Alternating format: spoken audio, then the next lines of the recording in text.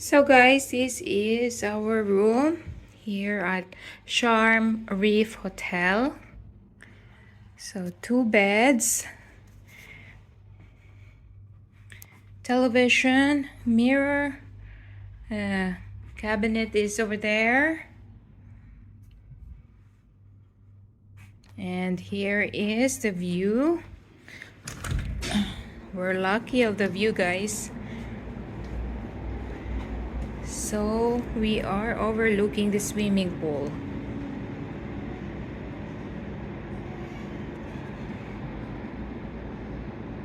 And this is the bathroom.